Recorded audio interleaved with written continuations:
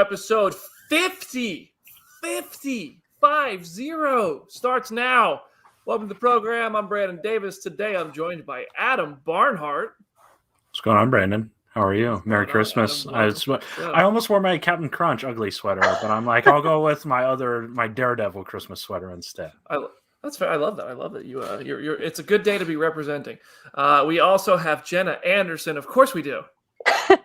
Hey everybody! I missed the ugly Christmas sweater memo, so I feel really bad about that. I should have brought something to the party, but the memo not good. Did I not mail the memo? It's just like me to not send the memo in the first place. So that makes a lot of sense, guys. You know Adam Barnhart is here for a reason.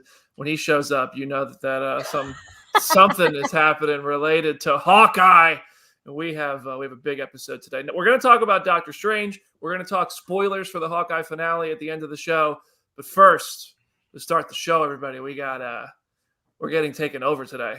We have a Tracksuit Mafia takeover on Phase Zero. If you're watching live, drop some questions in the comment section because joining us right now, we have Alex Ponovic. What's up, Alex? Hey, guys. Great to see your faces. I've read all your stuff. I'm a fan. And now I'm on your show. How cool is that? Dude, great to have you. Your outfit is like the coolest dress we've ever had somebody on the show. Like you just, wow. I imagine you just slept in that. Like you just wake up. I pretty much did. I just got back from Alaska, so I'm adjusting to the hours. So I was like, sweater, chains, hat, done. You don't want to see what's below here. So, well, I haven't. Nobody knows how many of us actually wear pants during the show because the camera's chest up. So it's work from home hours. We have Carlos Navarro. That's how he told me it's pronounced. That was good. Really, a lot of rolls. That was good. That was 17 R's. And then you nailed it. Yeah. What's going on? What's up, dude? Welcome to Phase Zero. Thanks for joining. Look at that background. He's a Hawkeye out. I just try and be professional. Some of my friends travel around the world, and they don't have Hawkeye backgrounds like me and a Santa hat. So I figured I'd wear it to this awesome interview. He was like that on set. He always upped us with something. So this is not surprising. Oh, man. And we have our third member of the Tracksuit Mafia, Piotr Adamczyk. Piotr, how you doing, brother? Yes. It was not... Carlos has so many R's. And what about Piotr? Hello. Hey, nice to see you guys. Piotr Adamczyk. Yes, very good. Okay. Next time. Piotr Adamczyk, hello. Hi. What's up, nice dude? Welcome to the show. All right, this is the official Tracksuit Mafia takeover. I don't even know if Jenna and myself and Adam are even going to be able to get a word in because this show just belongs to you guys now. Listen, bro, we were looking for you guys, okay? We were looking for Brandon, weren't we, bros? I mean, we saw this guy. We're like, we got to go get Brandon, bro. We got to do an interview, bro, because we're going to go crazy. So perfect end of the year, bro. Perfect. Phase Zero is now canon to the MCU. Like this is we're talking in character. I love it. Dude, Cars, I think we met at Walker Stalker Con back when you were doing Walking Dead. You were at peak Walking Dead is when you were on that show. And I would love to start there. How does it compare? Because peak Walking Dead was madness. Because I was very much embedded in the Walking Dead fan base back then, like 2-3 years ago, season 7, season 8, when Negan was showing up. And now you're part of the Marvel world. And I feel like it's a whole different animal. How do the fandoms compare? How's the experience? Wow, man. That is where we met, was a Walker Stalker. And it was the episode after Glenn, which was that kind of big turning point. And we were on The Kingdom. We kind of debuted right after that episode. And I remember people walking around like, hey, man, that last episode was crazy. Like, you guys are like going to come into a very different show. And we're like, no, it won't be that different. But that really was a different kind of shift. And we loved it. Like, we had a lot of fun, similar to this, where it's like you meet these really great people and you become part of this kind of cast and characters that people have been anticipating since the comic book. And it was amazing. But the MCU is this whole other, like, this giant other obvious universe that is very similar in the fandom and the passion and the love. But you take it even to another level higher. And then you link up with these two gentlemen as well as everybody else. And it just makes the whole experience that much sweeter. And the fact to be on here with you all these years later is really, really awesome. Very grateful for it. Dude, I'm happy for you, man. I'm happy that it's taken off this way. Alex, you were just filming in you said Alaska, because Carlos told me Antarctica. I think it was. Were you actually in Antarctica? Yeah, we were actually in Antarctica shooting for 14 days, and it's the first scripted film to ever be filmed in Antarctica in the history of. Only 3 people have ever visited that continent, and no one's ever shot a Hollywood scripted film there, and we have, and we kind of made history, which is really exciting. But I'm still recovering from getting back. I just got back a couple days ago, and it's still not only recovering emotionally and mentally at, obviously the work that we did, but just where we were at the bottom of the earth, and just, it was absolutely gorgeous. So, and unfortunately, I missed 2 of the episodes of Hawkeye, which I was really, bummed about, because we had no service. There's absolutely no service. So we were off the grid. But coming back to like almost 1,000 messages from fans saying how much they love the show, and memes and all of that, was just really great to kind of be bombarded by all of that. Yeah, dude, that's crazy. I feel like that's the kind of cold that just sticks in your bones when you leave. Oof. Yeah, that's cool though. That's cool. I'm gonna let Adam and Jenna get some words in here, because I have been. We can talk about Hawkeye now, right? Let's talk Hawkeye. Yeah, let's talk about Hawkeye. I just want to talk Hawkeye. I mean, Antarctica's cool, don't get me wrong, but let's move on to the real shit. Well, we know what we're here for. We'll even add the right number of R's with Piotr. I can't roll my tongue. I'm sorry. Yes. First question goes to you. One of the funniest. I mean, you guys were involved in every single funniest, but one of the ones that stands out is the car chase, of course, and an arrow comes like this close to your face, right? Now, Marvel does use CG. I certainly hope Jeremy Renner actually didn't fire that arrow at your face, right? At what point were you guys allowed to act with like arrow props and things like that, or were all the arrows CG? Of course, he was firing so many arrows at us. That's what I thought. We were lucky enough. So many glasses, over the car. No, but to be honest, it was a blast to be involved in such a big budget production. It's so strange. It's such a big budget, and we had to imagine everything, right? We had to imagine the arrows. Yeah, but we did. And so it was shot in New York first, and then in Atlanta. And we were coming to the same scene all over again. It's so strange when you watch the series right now, being a part of it, knowing how it was done, and now having this, oh my God, everything is new in New York. It was for me something new, like to work with CGI a lot, and then seeing all this stuff, but then watching this really epic scene, because this car chase or even these arrows are something amazing. I remember our directors both telling me, scream like a little girl, and I hope it was delivered. It was hilarious. I was dying laughing. I never saw that. I saw some of it. I would see the ones on the bridge were all together and stuff like that. What Piotr's saying is so right. Like you could watch it with these fresh eyes as a fan, and then like, oh my God, I totally forgot about that. And then we did a bunch of takes that they grabbed and we weren't even thinking about later on. Like we would talk about, hey, do you think they can use that? But what they put together, that's the genius behind it. It's like the tone, the comedy, the action. And so I'm just laughing at home, even though I was standing right next to Piotr every time he does stuff. Well, it was interesting because Piotr and I were in the car when that arrow happened, and we were driving the van. Remember when we had that scene driving the van, singing away? And I think they kind of cut those together because the writers are amazing. They did such an amazing job. But what was even better was the directors let us, once they got the things that they needed, they let us kind of run and do our just improv and have fun. And that was the greatest part of it. I mean, we even had Bert and Bertie come in at whenever the tracksuits were there, they would dress up as tracksuit, make a tracksuit day. Yeah. So we had the directors dressing up in tracksuits. But even with the arrow coming in, like for me, it was great because I wasn't the one that had to imagine it coming in the way Piotr did. So all I'm seeing is him like, okay, 3, 2, 1, and he just screams like a girl, and that shit was killing me, man. Like every different take, he had a different scream, and then obviously the one that they use and how they did the CG, which the CG department was next level. That you know, and there was a lot of practical stuff that happened too, like our stunt team just phenomenal at what they do and made us look so great.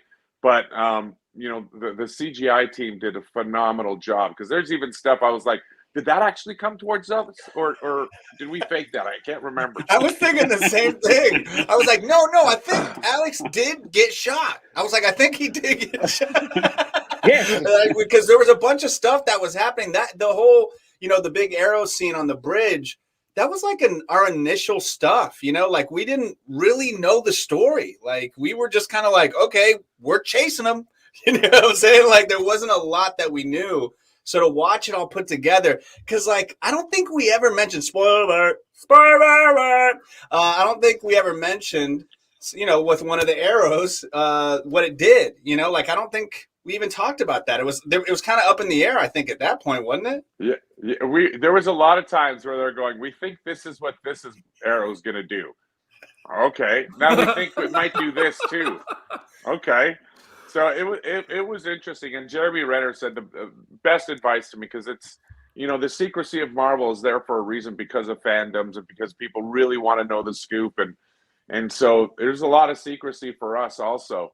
But Jeremy Renner just kind of turned to me one day as I was going, I don't know what I'm doing in the scene because I don't know what the scene is before, and Jeremy was just like, be water, man. Just flow. They've got the machine worked out beautifully. Trust it and just roll. And that's where I let everything go. And you know, Jeremy helped us with just kind of easing into the show in the way Marvel does it. So it was great. That's cool. That's cool. Did you guys know, like, one of the big reveals of the show is that Vincent D'Onofrio comes back as King. What? Like, what? Did you? Oh, bro! Like, he told me not to say anything. Damn. I told you I was in Antarctica. I had no idea. Did you know? But like, no, seriously, is that something that like do they tell you guys that? Is it like a need to know basis? Like when it's a surprise that big?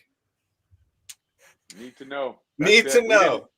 We really didn't know. We heard inklings very late as we were shooting. We just heard some inklings, but no one ever confirmed everything to us. All we kept on saying was, oh, that would be so cool if it's true. So we were the fans too. That's true. We would be at dinner and be saying like, man, I think Kingpin might be in this. You know, and we like Fra knew because we were trying to be scoopers as well. You know, we were scoopers as well. Having our own theories, this dot connecting stuff. So we are part of this fandom as well, because they didn't tell us a lot. Well, Simu Liu, Shang-Chi was on our show, Simu Liu, and he told us he wanted to start a Marvel blog because he's doing the same thing. So you guys might all need to connect because it sounds like a lot of people are always trying to figure it out. Yeah, there was a couple. Sorry to interrupt, but there was a couple guys on the show who I won't mention at all. But there are a couple of guys on the show where we got to be friends, outside of being Tracksuit, but just other characters in the show. And then we would just kind of lean into each other. It's like, hey, man, do you die in this? I don't know. Do you die in this? I go, I have no idea. That's how secretive it was. This is so true. And, Brandon, that was a similar thing to The Walking Dead because everybody on The Walking Dead was the same way. Unless you were like the one or two, you're really not knowing what's going on. And it's good, though, because, like, we don't need to know. As a Tracksuit Mafia, we don't need some deep, philosophical reason as to why we're chasing Kate Bishop. Piotr, in the trailer one day, told me, as I quit, we were talking. We were saying, I said, we're just chasing her. Like, what is going on? And he looked at me and he said, we chase her, bro. Okay, we chase her. That is motivation. And I'm like, that's right. We're just maniacs. And we love each other. And we play cards and we gamble and we have fun and we chase Kate Bishop, bro, And we and don't- Hawkeye, yeah. bro. Okay. We don't have to have this Stanislavski method to understand everything. You know, Alex is saying chase the bro. Okay, chase the bro. That's that's what we are doing. So yeah, Go get Lady Bro now. That's it. Kate Bishop is guy, bro. Kate Bishop is guy, bro. So kind of going off of that, the ending of episode 2 has so much banter and so much fun dialogue after you guys catch Clint and Kate. How much of that is just improv? And are you guys just kind of laughing it up on the day of? Because it feels like that would naturally happen a lot. I mean, any of us could take this one. I'll pass the baton here. Yeah. You feel the energy we have here. You add in Fra. You know, Fra is Kazi and Alakwa. Love them. They're the Tracksuit Mafia. They're the bosses, but they have a different role. They're not goons and wild dudes like us. They're very more serious. So we really chucked it up and laughed and just BS. And then we brought that energy, boom, to the set. And I think it was a lot. I think a testament to that is we actually all met in New York. And one of the first things that we did was we made sure the three of us went out for dinner and Fra. We all went out for dinner and we just wanted to connect, and you kind of cross your fingers and go, oh, I hope I gel with these dudes. And then literally right from New York, we were just like hanging out all the time. And when we had downtime, we were hanging out. So it was it was such a great feeling to know that what we're joking around with in real life as we just met, because it felt like we knew each other. Then we just took it on. We took it onto the stage and onto the show and the I think the trust, as because every one of us have worked quite a bit. We're professional actors. We do this for a living, but to know that you can go to your fellow actor and go, hey, what do you think of this? Oh, that's a great idea. Or should I do this? No, why don't you try this? Oh yeah, like we really jammed with each other to make the scenes even better, which I think is a testament to the creatives letting us kind of go off when we need to. We know that there's the editing room floor. They can cut whatever they want out, but they just may find some gold. And honestly, there's some takes of Carlos when he throws a Molotov cocktail. And the take that they used, I was just crying because I had no idea that there was this like, where did that just come from? Because we had so many different takes. It was hilarious. And with Piotr shish yelling, kebab, for example, as well. Shish shish kebab. And then when Piotr just yelling stuff, and every time he did stuff and they would yell cut, I would just like put my hands on him crying, going, how did you come up with that? Yes. That was hilarious. Yes. Yeah. And our first audience was the crew. And they were laughing. So we were just sensing that we are going in a good direction because these lovable idiots are very useful to make the show have this comedic relief. And it was great to have this first audience reacting. So sometimes they even ruined the take with the reaction. Yeah. They started to laugh and the camera was shaking and things like that. So, it was good critics from the start. Yeah. We need the blooper reel ASAP.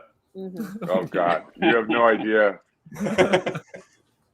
So the entire chat has been asking this since we've started. I'm personally also curious. How do you guys feel about Imagine Dragons and Maroon 5?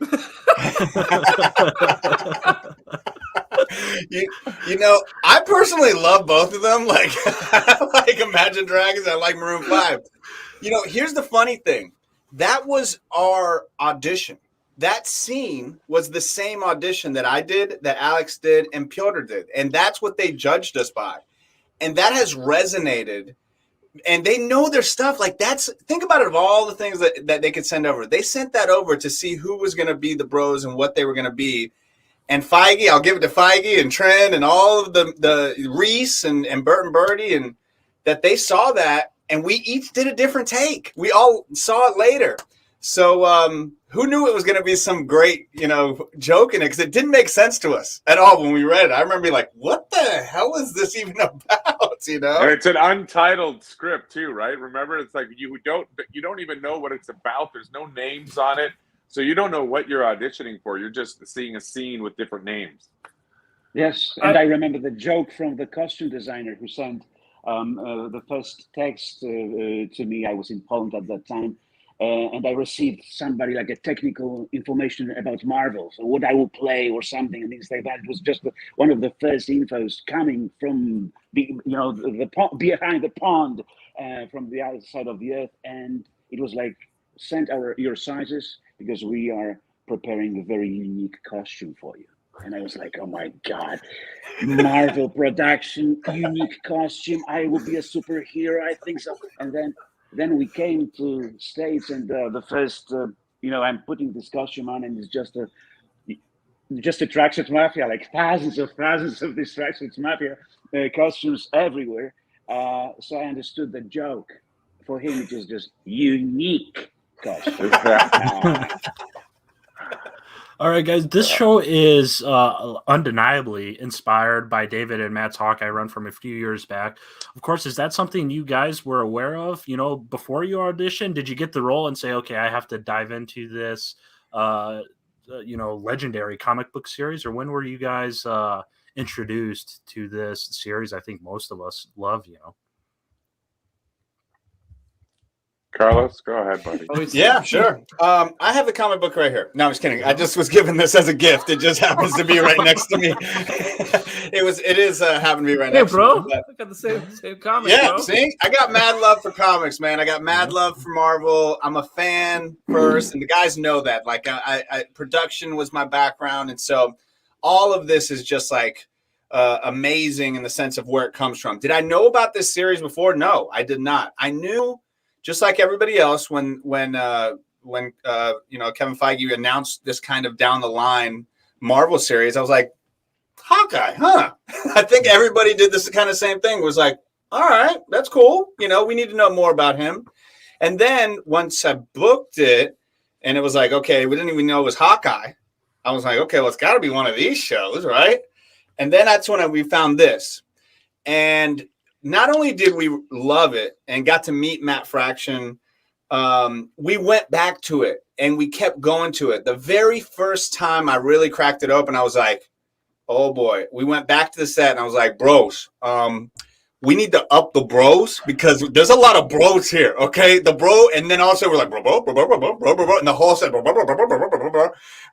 so it was our holy grail, I would say. Movement and look and feel of it all. So it was very, very important to us.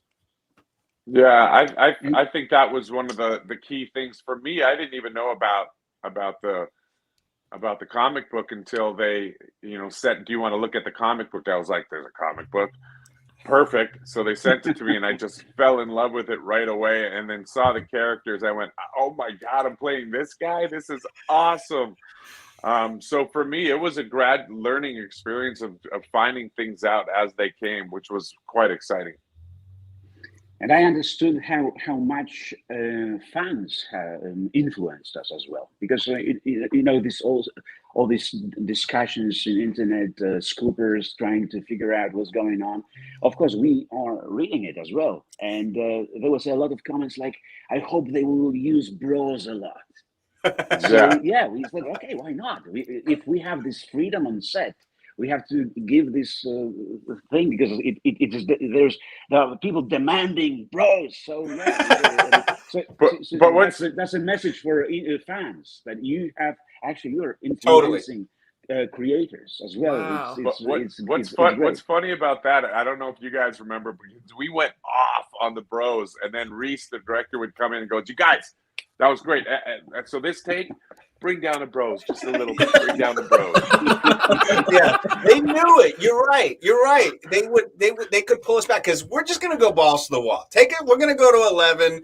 They'll cut it back, and it was never like, guys, it was like they knew the perfect tone. They'd walk up. I'm sure they did this to you guys too. But like seeing Reese would walk up and be like, "How about we throw a bro in here?" Like, you got it, bro. So it was really, the love of the bros and the tracksuit Draculas, and like we all kind of collectively at the same time were like, no, these are like really popular fan favorite characters from this comic, and we're gonna do them justice, Yeah.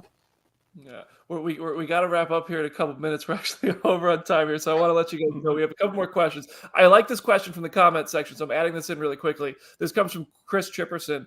on Twitch who says, "Did Alakwa teach you any phrases in ASL? Did you guys learn anything about like? I mean, I'm sure you learned something. Did any of you come in knowing any sort of sign language? Did you learn any phrases or anything, or learn to genuinely understand or communicate or anything like that?" It was quite sparse. I mean, when we saw her and we knew her story, we thought it was great. And her ALS translators were helping us to communicate. They were there for the quick communications, but we wanted to make sure we knew how to say like good morning and thank you and like little things that we just kind of wanted her to feel comfortable with. Because again, her first gig, she was walking onto something that she's never seen before. So we really wanted to make sure that we just shared a little bit of her life and us taking a little bit of love to that. Yeah, we didn't know. We didn't know. I hadn't met her yet, and then once you found out who we were working with, it was like, whoa! And there's a responsibility to it. And I just want to say, she's a superstar. She is amazing. She killed it every time she was on set. It's one thing to say, like, man, you're working on this Marvel set, like, and us three here, we've worked to get to this point, and a lot of mental kind of things that you have to learn to do. To jump on this, it's like playing in the NBA, like, and just getting out of high school ball. Like, it's just another thing. And she crushed it. We love her. Champion. She's a star, Champion. She's great. Okay, so the last two questions for you. First one's from me. Oh, sorry, Piotr, did you? Sorry, no. I just wanted to say that she's. Can you hear me right now? Because I don't yeah, you're good. Yeah. I think Alakwa is like a superhero in real life, and watching her development as well as an actress, her contact with everybody, powerful acting with her eyes and gestures with the sign language. It was watching the great actress being born. It was something incredible. We all enjoyed it a lot, and. I'm speaking about the sign language. I think I would just say that I'm good for the part because I'm really a lovable idiot probably because I didn't know that the sign language is different in different languages. So I prepared a sentence in the sign language, but I learned it in Polish. So she didn't understand what I'm signing to her. And that was the moment I understood that every, the sign language is like in different languages. It's different. So I'm Thomas. I'm really lovely. The thought was there. I'm sure the thought was appreciated. That's cool. I do love what Marvel between Eternals and Hawkeye and now going forward the Echo series. I do. I think it's cool that they're bringing this into the fold here. My last question for you guys. Fantasy Tracksuit Mafia crossover. The MCU has so many characters. I saw what happened today. We're going to talk about that. We're saving the spoilers for the end of the show just in case anybody hasn't watched the finale yet. But it was a tough day for the Tracksuit Mafia. But if they're still out there and they could cross over with any of the other MCU heroes or villains, who would you guys want to get in the ring with? Carlos, I'll go to you first. Well, I've thought about this a little bit, Brandon, and it's funny. I'm probably gonna say something. It'd be fun for them to battle or look at any of the other guys and girls out there. But I'm a big Ant-Man fan. Okay, I think it's like an underrated classic, and Paul Rudd and his crew, Scott and his crew. I think the Tracksuit Mafia.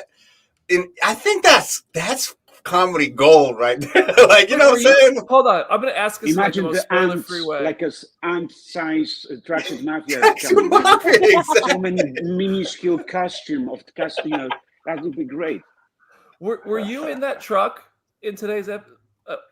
Was that you guys in that truck today? Oh, no, I watched this episode of 3. No. That wasn't. Spoiler. No, I was about to say. I do see that.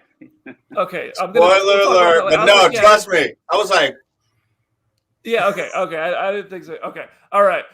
Piotr, what character would you love to or actor? Carlos already stole my idea as well because I would love to be an Ant-Man.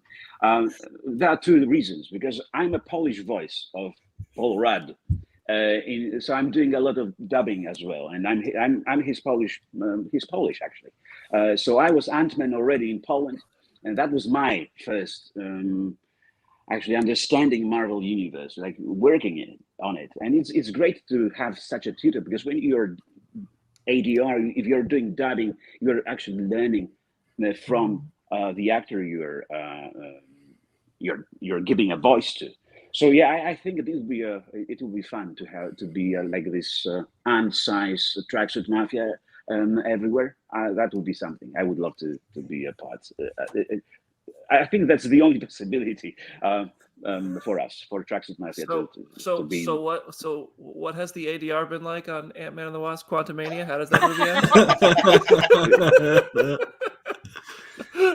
Jestem Ant-Manem. Jestem Ant-Manem. I am Ant-Man. Okay, that's Ant-Manem. Nice. Yes, that's it. Cool. All right, nice. Alex, that's my last question. Then Adam's got one more. We got to wrap up. But Alex, any dream Marvel hero or villain? Yeah, I'm not original here at all. I think Ant-Man is.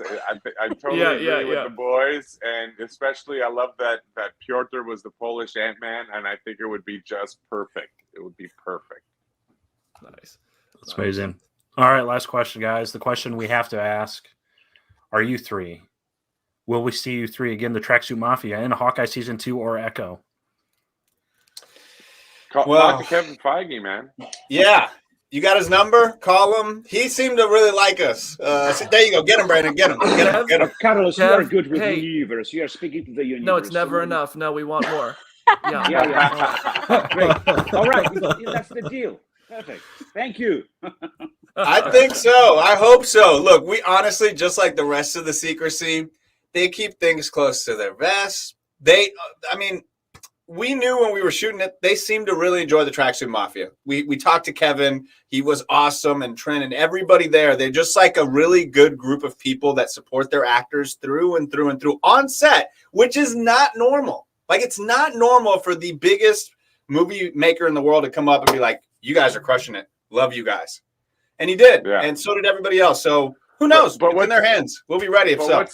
What's interesting and was an extremely beautiful surprise for the three of us is that we didn't know, because again, we don't know the script because of how Marvel has the distribution of it to the actors to keep the secrecies.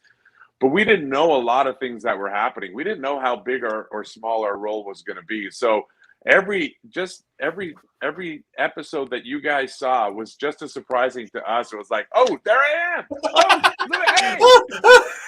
like we were really pleasantly surprised and to see what they captured in the scenes that we did, because you never know when you wind up on a cutting room floor type thing. But we just had so much fun. And then after the episode started airing and the fans' reactions to the Tracksuit Mafia, and you just kind of sit back and go, again, they had it all figured out, and I think they had a big feeling that the tracksuits were going to resonate, of just how the script was written, what they gave us. But again, it was just as a surprise to us to see the fans really rally around the tracksuits and make it such a lovable part of the show, and for that we're super grateful. It's crazy. As soon as I saw Adam start asking that question, I saw like a red kind of laser light on all three of you. It was so I've never seen anything like that. There you go. Listen, Alex, Carlos, Piotr, man, genuinely, this is one of the most fun interviews we've ever had on the show. This was a blast. You guys are welcome back anytime. I can't thank you enough for hanging with us. We went way over time, so thank you for giving us extra time. Sorry if we kept you away from holiday plans or anything you might have going on. I will get you, bro. Let's get him, bro. Let's get him. Get Adam and Brandon, bro. Oh, you guys are legends. Oh no, Kate Bishop is guy, bro. You guys all have your own legendary moments, and it's great. Sometimes you're screaming in a van. Sometimes you're catching Clint and Kate. Anyway, congrats to all three of you, man, and genuinely thank you all for joining us on Phase Zero. This was super fun, and I hope we get to talk to you guys again sometime. I hope we're celebrating your next appearance sooner than later. Love it. Would love that. Happy holidays to you and your family. Thank you, guys. See y'all. All right. Wow, that was so fun. That was awesome. They were tremendous guests. That was awesome. All right, we have Jamie Jirak backstage because She's been patiently waiting. are about to talk about Jamie Jirak's #1 topic of all time, Wanda Maximoff. Jamie, welcome to the show. What a hard act to follow. No, if there was anybody capable, it's you, and we know it. And we know that was great. That was so good, you guys. They were so fun, and I just want I hate that we don't have everybody do these interviews. It is a lot of people, and as it is, we're all kind of fighting for questions, and we all are stuff and not talking over each other. I'm trying to figure out a way to get everybody involved in all of the interviews, but I was just I know Adam is a huge Hawkeye fan. He loves the comic. He loves the show.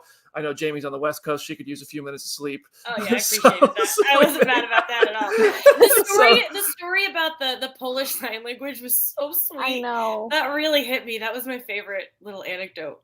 Yeah.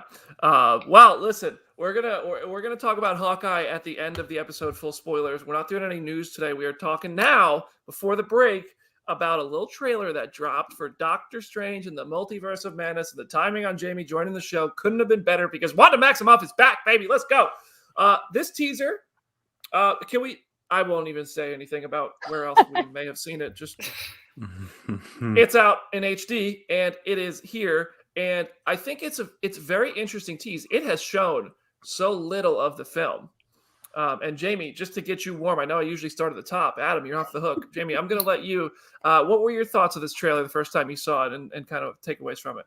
Oh, well, the first time I saw it, I mean, are you kidding? I think we've talked about this. I'm not a huge fan of the first Doctor Strange movie. So the fact that I'm this excited for the sequel is very interesting and exciting. And I mean, let's just say Elizabeth looks great. Everything, honestly, I can't believe I'm saying this because What If was probably my least favorite thing Marvel did this year. But the What If connection, I'm very interested in. I'm really stoked about that.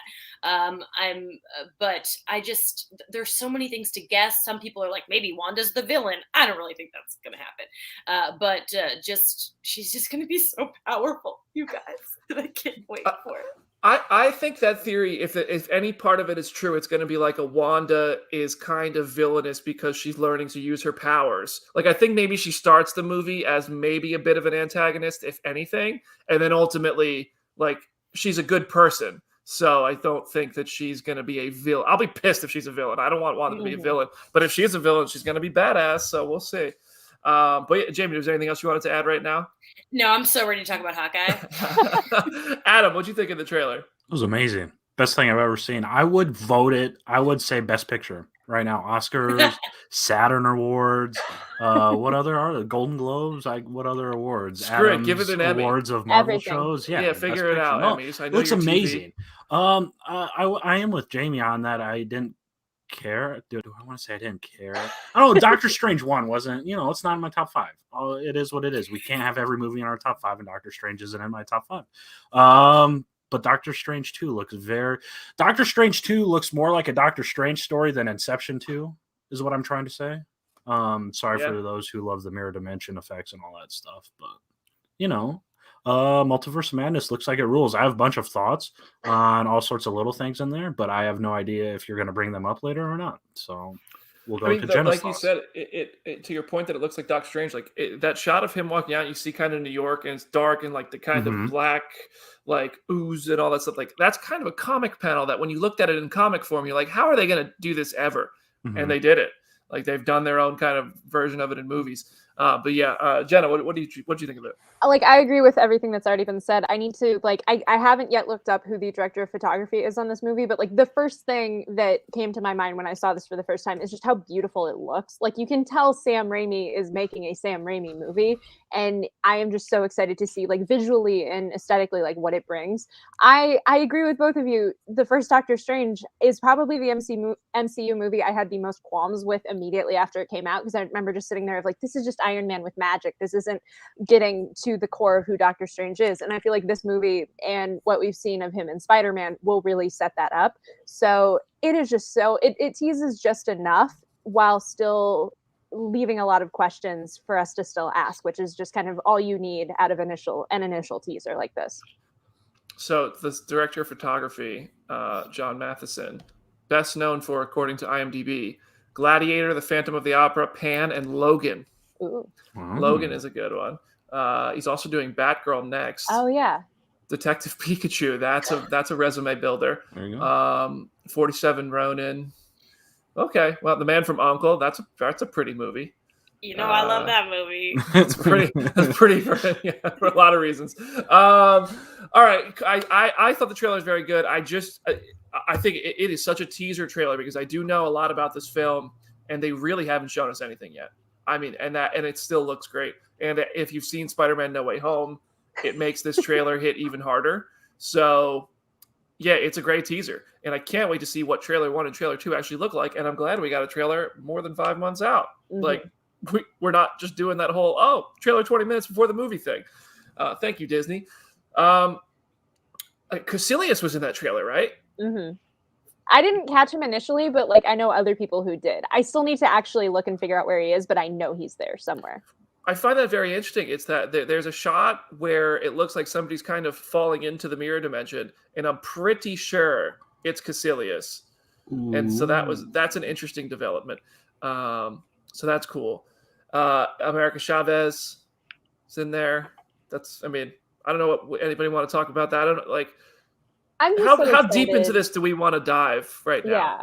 I feel like we can only go so much since it's really just such a teaser, and like there's so little of America in there, but I am just so excited to see how they interpret her. Like that actress is so great. So it's just going to be so much fun to see how she fits in the MCU.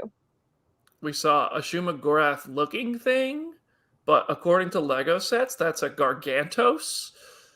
Adam, I know, has thoughts on this. I have plenty of thoughts. How much time you got? Oh, yeah. About Shuma 3 Gorath, minutes. man. Marvel vs. Capcom 2, right? I mean, the most obscure villain ever in a video game. No, Shuma, I do think Gargantos is probably like, how do I say this? Gargantos is to Shuma as Caecilius was to Dormammu, if that makes sense. Okay. He's the acolyte or the avatar, what have you. I just thought Shuma Gorath would be beefier, if that's the right word. Bigger, beefier. Shuma hits the weights. Yeah. I think he will be. Instead of just the guy that walks down the street. Mordo looks cool with the hair. Mm-hmm. Mordo's back, and he is. It's very interesting that doing the Mordo Strange rivalry in a sense that Mordo knows there's an actually evil Strange, and he might not think this Strange is bad, but could just kind of preemptively be trying to stop him from becoming what might be the What If Strange. I don't know. Anyway. I'm like going down theory holes just already, and I haven't even fleshed them out. You're just watching it in real time because I haven't really. Oh god, I'm panicking. All right. Last thing I want to talk about is the fact that it's Wanda and Doctor Strange meeting up. That feels like it's going to be what was supposed to happen in WandaVision. Like I feel like there was a version of WandaVision kind of pre-COVID that had Doctor Strange in the finale, and they would have had that conversation or caught each other up to speed on what was going on. I feel like that's kind of like he wasn't there. So it's kind of like, he knows about it. He's here to just say, I know it happened, but more importantly, I just need you. Benedict Cumberbatch saying the word Westview really got me. I know. Yes, that was exactly it. It was like, the fact that he said Westview and referenced WandaVision. I was doing the Leo. Mm-hmm. I love a WandaVision reference. WandaVision power. I pissed off Twitter today because I said I don't know if Doctor Strange and the Multiverse of Madness can make Spider-Man money because I just find box office numbers to be interesting. Mm-hmm. But that seems like it seems obvious, but also the reason I said it because this movie has a chance to be that big. Yeah. Like this is possibly the biggest movie of 2022. I don't know if it's going to have a $250 million weekend to open, but because Spider-Man is like up there with like Batman and like they're just a different level of character. You can't argue that those are not the biggest names in kind of cinematic comic book history, but Doctor Strange has the power of WandaVision rolling into it. It has the power of Spider-Man No Way Home rolling into it. And that conversation, I think, is not super unrealistic. So people were like thinking I was trying to diss Doctor Strange, but really like what I meant was like this is a conversation that could actually happen. That feels weird. That it feels kind of crazy that a Doctor Strange movie could even be in the conversation for a $250 million weekend. And I don't know that it's going to do that. I know that this movie has a lot that it can market, and I don't know how much they're going to show. I kind of don't want them to show a lot. I know that it's going to be successful anyway. So it's going to be interesting. I'm really looking forward to seeing how this shakes out. Like, is it going to be bigger than the Batman? Is it going to be bigger than Thor 4? It's going to be, I think Doctor Strange has a real chance of being the biggest movie of 2022 with the momentum of Wanda, Spider-Man, Strange, all these things rolling into it. Am I crazy? I do. I mean, like, I don't know about the opening box office, but I do feel like if they play their cards right and they don't reveal all of the surprises that we think could be in this movie, then it could have legs in terms of just like word of mouth and people kind of having what they had with Spider-Man of like, I need to go see this now so I'm not spoiled. So I think that aspect of it will definitely fuel it. I feel like it's way too early to say what's going to be the #1 movie of next year because there are so many heavy hitters like from Marvel and DC. So it's like either way we're winning, but I do feel like Strange, like you said, will probably do well for a lot of those reasons. Yeah, it's gonna be. I think it's gonna be a successful movie. It's a question of how successful, and that's gonna be a fun story to follow. I think in May of next year. But we got Morbius to look forward to first. We can't get ahead of ourselves. All right. We're gonna take a one. Look at Jamie's face. If you're listening in podcast form, the face Jamie just made, I don't even know. Oh, two of my favorite things on this earth are vampires and Michael Keaton, and somehow I'm not excited about this movie. Like that's where we're at right now. I think Morbius looks good. I think Morbius looks delightfully, surprisingly better than I ever thought it was going to look. I'm crazy. Today's the day. BD's crazy. See. All right, y'all. We'll be right back. We're going to talk about Hawkeye in full spoilers, the finale. We're going to talk about the series as a whole. Full spoilers follow if you've not watched Hawkeye yet. This is your warning. See you in a minute.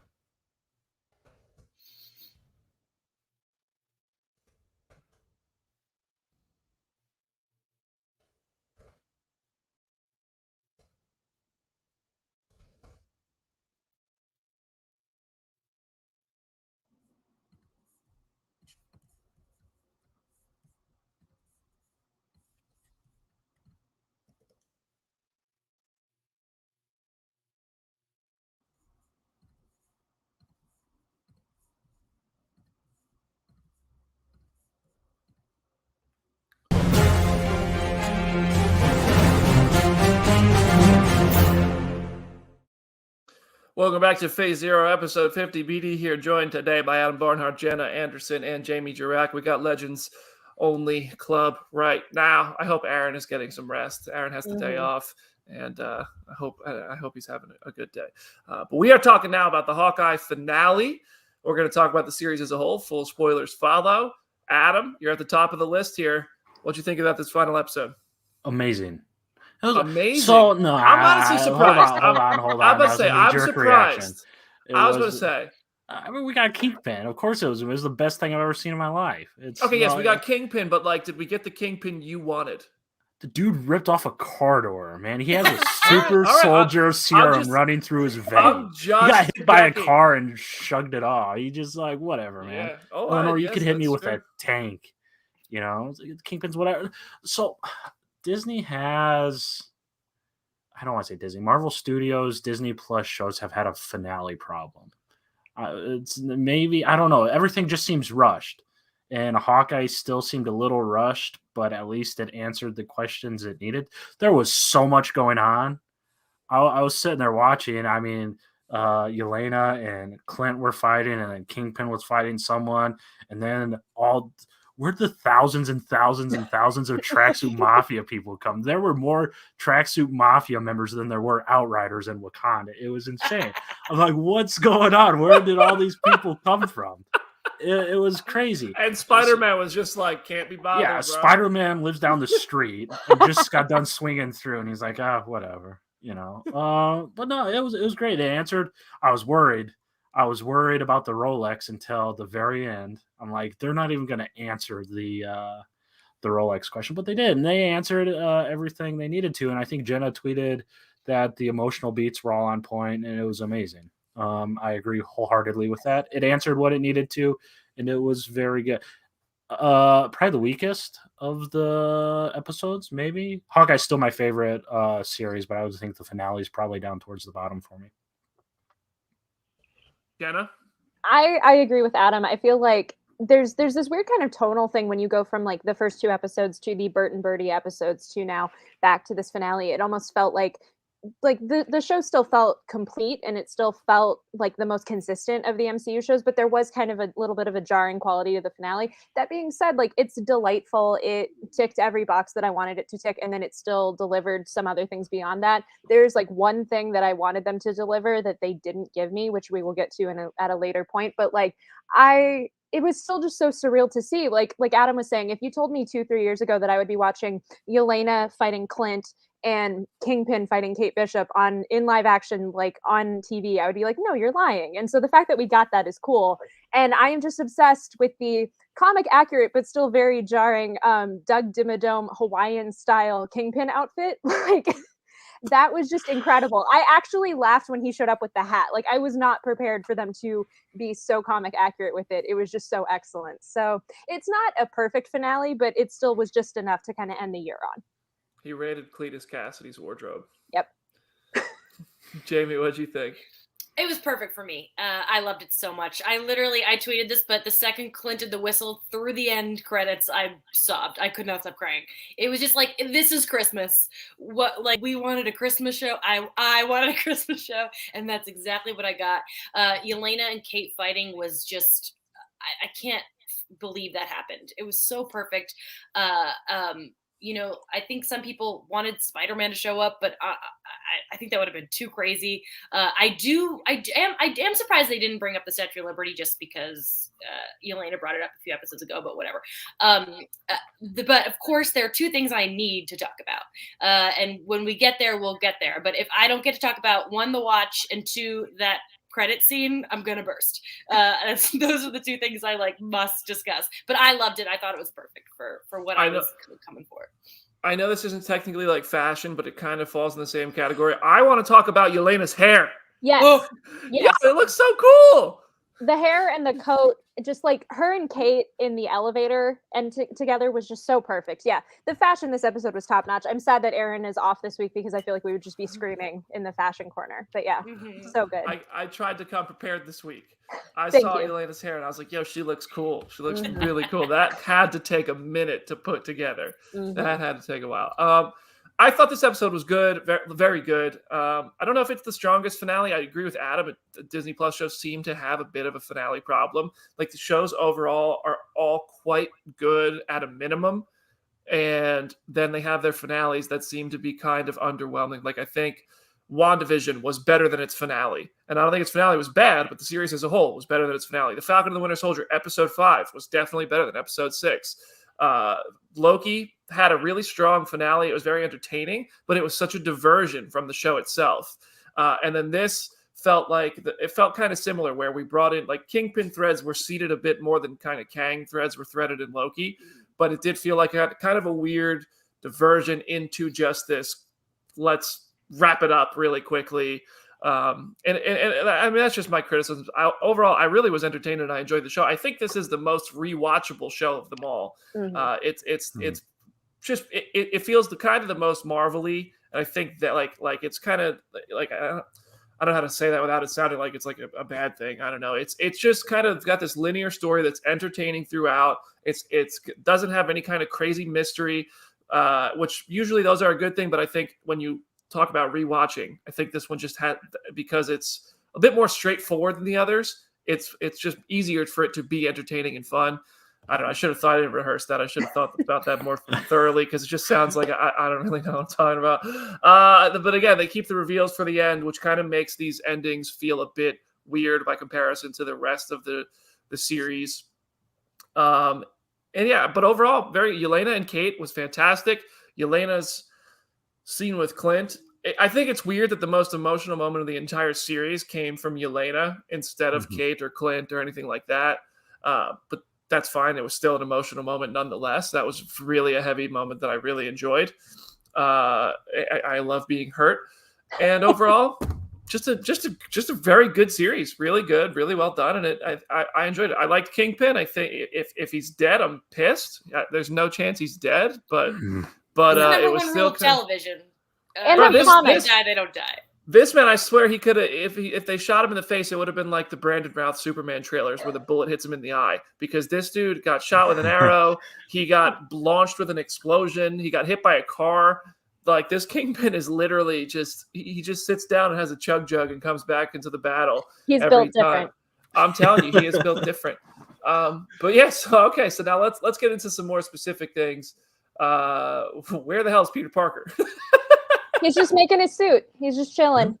Yo, every Avenger, it's just a rule of an Avenger that you have to be like a master scientist or craftsman or something. Because Peter, what we just saw in No Way Home, what he was just doing, Peter's supposed to be very, very smart. Clint was just kind of building these arrows that can freeze people's entire legs and make like porcupine spinny things that fly out into people's faces.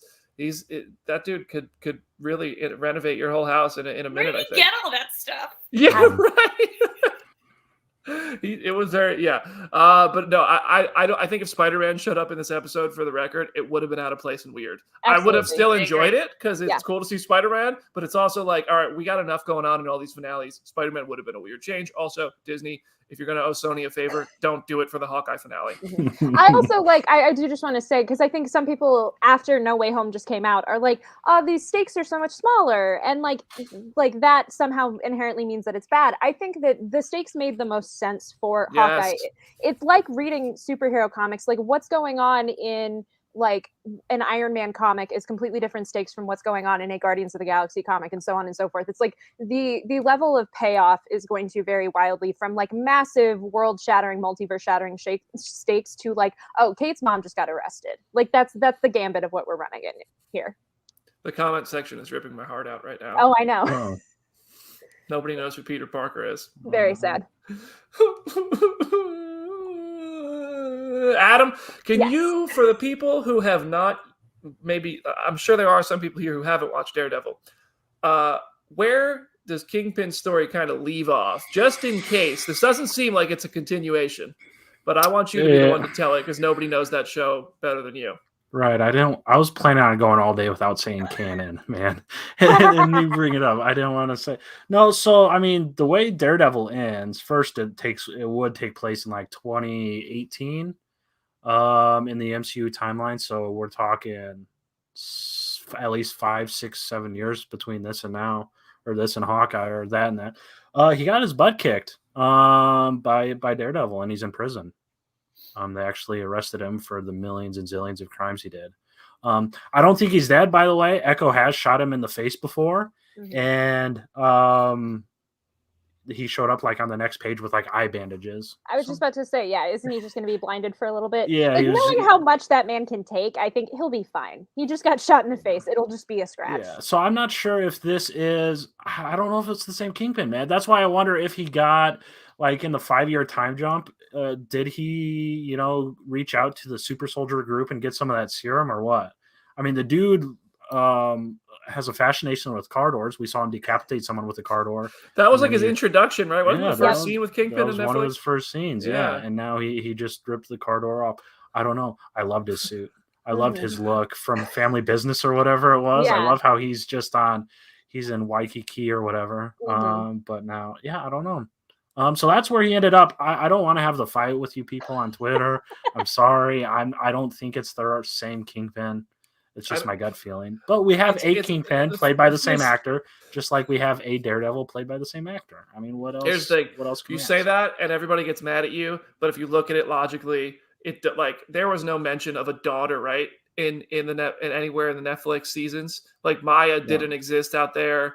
Like, yes, I know that the Battle of New York is referenced on Daredevil. I know there are various kind of allusions. The guy with the hammer, the big green guy, that even if they don't name them, we know what they're talking about. This does feel like they're just kind of doing their own thing. I think they are. I mean, Netflix, Kingpin had a hard time fighting Bullseye, who was an FBI agent. And MCU, Kingpin got hit by a car. Got hit by a car and then got shot in the chest with an arrow and ripped it out or broke it off. And he got blown up. And he got blown up. Yeah. Yeah. And he walked away with just a little bit of a limp. So, Literally a I tank. think it's be pretty clear where they're headed. And why not? A fresh slate, they can do whatever they want now. Okay, well, we had to have that conversation. People, it's not our fault. We don't write these things, but that's just, I feel like, the only real way to interpret it. If you see it as Daredevil, the Netflix show, is canon, I'm happy for you, and I'm totally cool if that ends up being true. I will just say, Can I just say? No, like, because my viewpoint on it is, like, when the Netflix shows are set, how many of us actively reference things that happened 7 or 8 years ago in our lives? Like, we don't really like focus on stuff that much, and especially if like the entirety of the blip happened in that span of time, you're gonna have other things that are your priorities now that might not have been the case before. So my feeling with the Netflix shows, and I know we're going to talk about the Agents of S.H.I.E.L.D. of it all, is that like it's canon until they explicitly say that it's not. I think there's enough ways that comics have kind of retconned stuff and have made things like this is canon adjacent, or it can be canon if you want to believe it, to where that's kind of where I'm approaching everything. Until they definitively say like this is drastically different from the Netflix shows, I'm still going to see it as like that's kind of the prequel from where we're at now. I will get deeper into this thought later when we get to the watch, but everything's canon now. The multiverse exists. Everything is canon. It just might be different variants of people, whatever. But that is what makes this all so beautiful. The word canon shouldn't matter anymore because in my mind, like I've said before, Wesley Snipes' Blade is also canon because he exists in the multiverse. So let's just stop fighting about it, internet. Wesley It's Snipes silly. confirmed for Multiverse of Madness. I mean, honestly, that would be the kind of thing that would happen in that film. That movie's going to be insane. But we already talked about that, so we're focused. Adam, what are you doing tonight? What am I doing tonight? Yeah. It's super secret. What do you know about doing tonight? Do you know I'm doing something tonight? Are you actually busy tonight? For a little bit. Why? What's going on? I want to know if you wanted to interview Kingpin at 7:30 Central Time. 7:30 tonight? Yeah. I probably could. Well, if you can, that was not the exciting response I was. I'm being suspicious. No, like I'm stoked, but like 100%. If you want to talk to Vincent D'Onofrio tonight at 5:30 Pacific, it's yours. And because I think there's there's nobody better to do that interview than you. Yeah, well, let's do it. Why not? All right. If you have plans, I'll do it. Did you know it was my birthday? Is this my birthday present, Brandon? Thank you so much. Now I'm going to cry. This is kind of like the oh wait, you actually probably do have plans tonight, huh? What? No. We'll have a talk. Yeah, we'll talk. If you can do it, amazing. If not, no, hell yeah, man. No, sorry. I mean, I meant to. I do get excited, Chad. I do get excited. I'm just a very suspicious person. This is not a trick. I'm not kingpinning you right now. This is not a trick. No, okay, yeah, that's fine. I'm feeling it just feels like my head just got taken off with the car door. Is what I'm trying to say. Like I did not expect it. Yeah. Well, there it is. So if you want it, it's yours. If not, I'm available. We'll talk after the show. Okay. about it more. Sure. Yeah. All right. Jack Duquesne. They freed him. Justice for Jack. First of all, justice for Jack Duquesne, my mustache twirling hero of a gentleman, that himbo, as you all have referred to him. This man is going right back to jail because he just sliced up like 1,000 Tracksuit Mafia guys. This dude was slicing and dicing everybody. How many Tracksuit Mafia people died today? I just feel so bad for the ones that got taken away by the owl. Like I love little moments like that where it's like if you actually sit and think about what happens in superhero stories, you're like, oh, that's really bad. Like that should not have happened. And I was just like, oh, they just got like eaten by an owl or like dropped in the river or something. Like that's just so bad. But yeah, Jack Duquesne, oh my gosh, that man. I want a short that's like Honey, I Shrunk the Kids, but like. Okay, can I just say, Jack, I've said it ever since he read that stepdad book. I knew he was a good boy, and he is a good boy, and I want him to be my stepdad. No, my stepdad's great, but he could be my fourth stepdad. I'm saying, on week 1, Jamie and I were out here saying Jack Duquesne is not the bad guy. In the comment section, what'd y'all say? You were anti-Jack. Guess what? Comment section, jail. I would have bet an insane amount of money the post-credit scene was going to be Jack LARPing in his swordsman suit from the comics, but it wasn't. I'm gonna say it. I was disappointed by the post-credit scene. Yeah, we'll get to that. Can I just say though, with Jack, I love it's like you can tell he's a good guy when he's threatened by Armand the Seventh. When it's just like he's talking to that child. It's like, remember when you peed your pants at the Hansons? It's like this man Yes, is so not threatening, other than just when he's slicing Tracksuit Mafia men, and I just love it. He's just in his own lane being a himbo, and like God bless him. It just so happens he knows how to fence. Whatever, rich people things. Whatever. Kazi, is Kazi dead or is he coming back as Clown? He'll come back. Mm-hmm. I think so too. I think to set up a character like that before Echo, and knowing like that he's got a lot of comics history to be cool with, I think it would be a waste. And I want more gay actors in the MCU, so keep them around. Agreed. I watched Fraffy's. He posted a video I think yesterday, talking about how much fun working in the MCU has been and stuff. And it was, I had that in mind when he got stabbed, and I was just like, no, wait, hold on. He's having so much fun. Stop it. Bring him back. But I do love that we are developing kind of a roster of New York City ground level characters. I think that's awesome. Which we're gonna save the Rolex thing to be the last thing we talk about, because I want to roll into the fact that the post-credit scene did not tell us about season 2. Like, yes, it was entertaining. It was the MCU's Hamilton. I get it. But I really wanted to know, like, something, anything. Kingpin's alive. Season 2 is coming. Jamie's biting her tongue.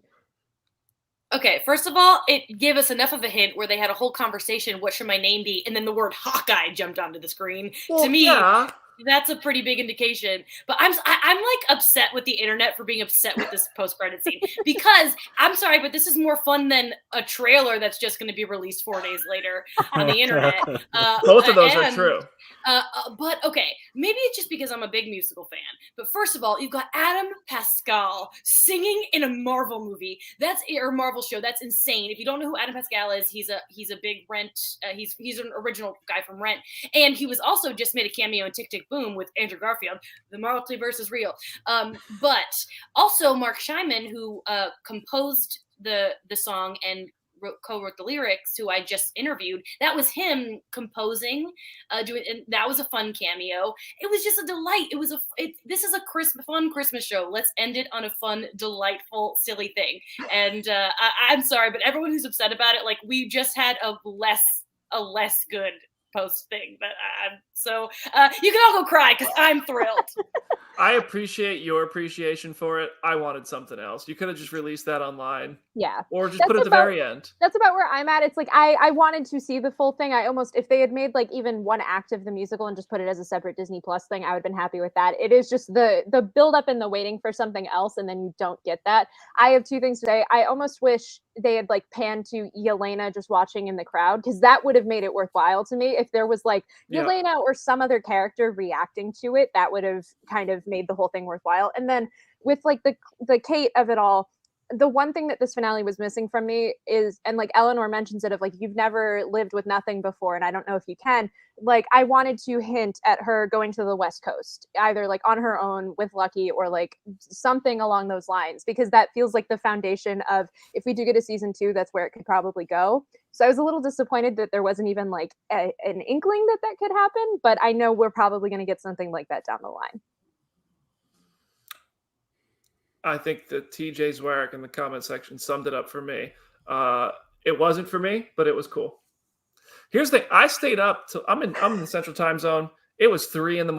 when that episode ended. I was like, I don't want to get spoiled.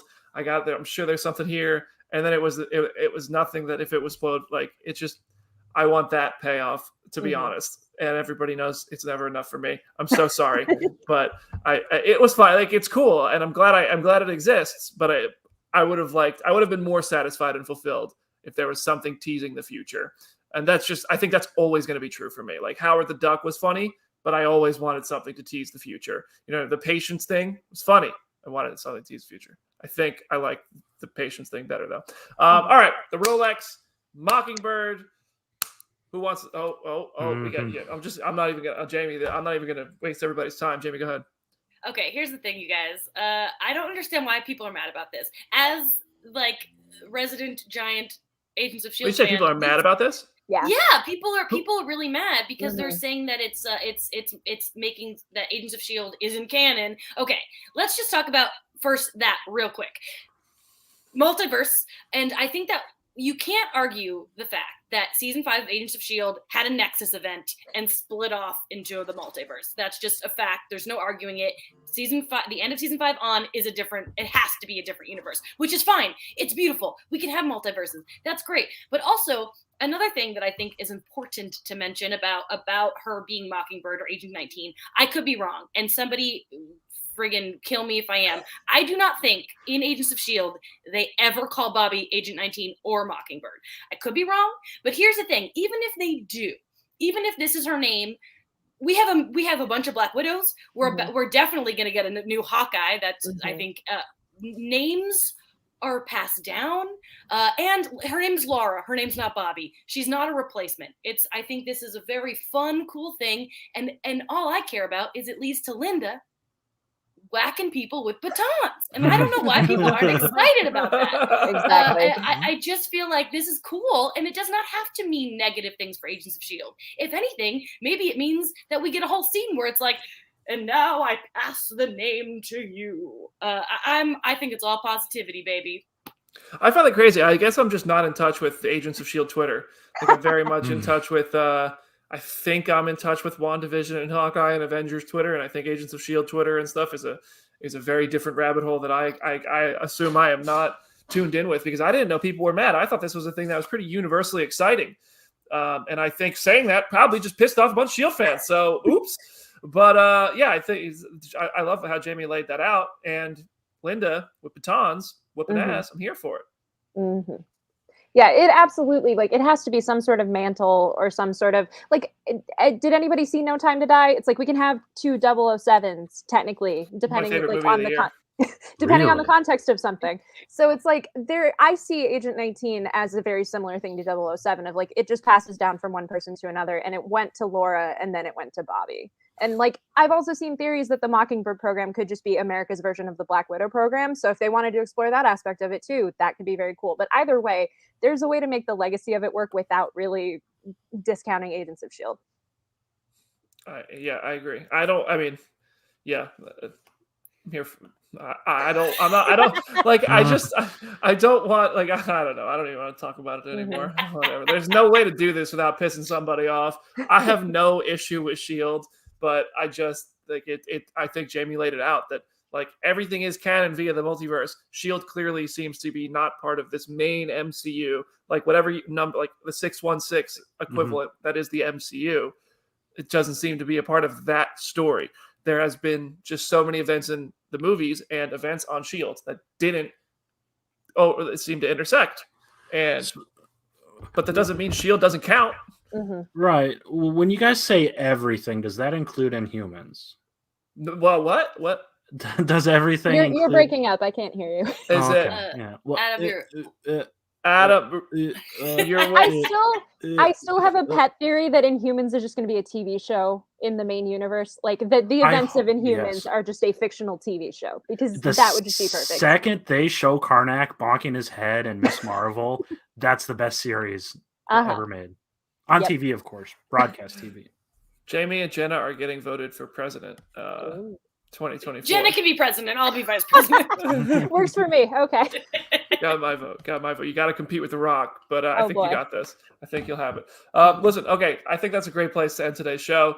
I think we all agree Hawkeye was really we all pretty much agree Hawkeye was very good, right? Very good. Finale was very good. We have our criticisms. We've shared them. We have our things we loved. We've shared those. Elena Belova, Supremacy. Yep. And we can't wait to see her in the future, and Kate Bishop. And it made me like Clint a lot more than I ever thought I would. And here we are. Hawkeye. That is a wrap on MCU content in 2021. Unbelievable. 100 shows and 39 movies, and they all dropped over the course of 2021, and we watched them all. 50 episodes of Phase Zero. Thank you so much. Last week's bonus episode number 6 was the most downloaded episode of Phase Zero. It's on its way to being the most downloaded ever. It was the most single-day downloads of ever, so it will it is going to be our biggest episode yet. And next week is the episode that's going to get the show canceled. We are going to rank our 2021 titles. We're not doing the full MCU rankings yet. We're saving that for the series finale. But the season finale will be ranking 2021's titles, movies, and shows. Jamie, do you know if you're going to make it yet? Yeah, I'm going to do it. So Aaron will be back. I do want to collect some rankings from everyone who has been on the show. So that means you, Adam. That means Charlie. That means just the staff. I'm also going to reach out to like Cam Hayward and Johnny Gargano and Lena Khan and Kate Herron and see if they want to submit lists. I don't know if members of the Marvel family are going to submit their lists. Like if Kate Herron said anything but Loki as number one, I'd be like, hold up. Who you're a scroll. But we're going to try to have some fun with that. And the comment section is sure to be lit on fire. Please, nobody ever share my address on the internet. Can I give my top project just right now before I log off and go into witness protection?